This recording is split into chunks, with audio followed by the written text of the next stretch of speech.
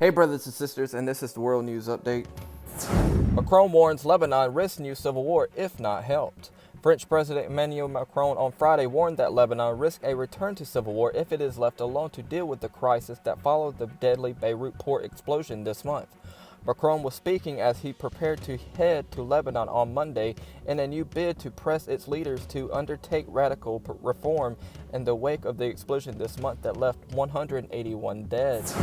Beijing warns of possible military accidents after U.S. carries out provocative operation in South China Sea. Beijing has cautioned against further U.S. naval operations in the South China Sea, claiming that recent activities by the American side create conditions for an unintentional military confrontation. A spokesman for the People's Liberation Army said on Friday that a U.S. warship entered Chinese territorial waters without permission. The U.S. Navy said that the USS Martin carried out a routine operation in the region. Washington has cited the so-called freedom of navigation principle to defend its regular activity in the sea. UAE cancels Israel boycott, allows economic agreements. The President of the United Arab Emirates scrapped an economic boycott against Israel, allowing trade and financial agreements between the countries in another key step towards normal ties, the UAE state news agency reported on Saturday. Israel and the UAE said on August 13th they will normalize diplomatic relations in a deal brokered by U.S. President Donald Trump that reshapes the order of Middle East politics from the Palestinian issue to the fight against Iran. Turkey, Iran, and Russia unite to slam U.S. oil deal in Syria. Turkey, Russia, and Iran reaffirmed their commitment to Syrian sovereignty on August 26 and slammed an oil deal that a U.S. company allegedly has with American-backed partners in eastern Syria.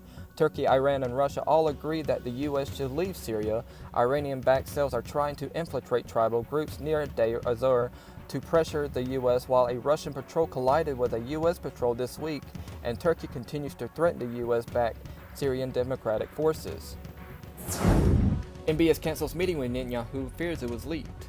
Saudi Crown Prince Mohammed bin Salman was reportedly meant to meet with Prime Minister Benjamin Netanyahu in Washington, but canceled amid fears that the news of his trip had been leaked, according to Arab news agencies. Turkey says it did a Top Gun-style dogfight with Greeks over East Med. Turkey's defense ministry published a video on Friday alleging to show that its F-16s confronted Greeks' F-16s as the Greeks were heading from Crete toward an area where Turkey had declared a naval drill. Tensions are running high between the two NATO members. NATO heads Jens Stoltenberg phoned Turkey president and begged Ankara to do deconfliction with Athens. And that's the World News Update for today, brothers and sisters. I hope you have an awesome rest of your day, and God bless.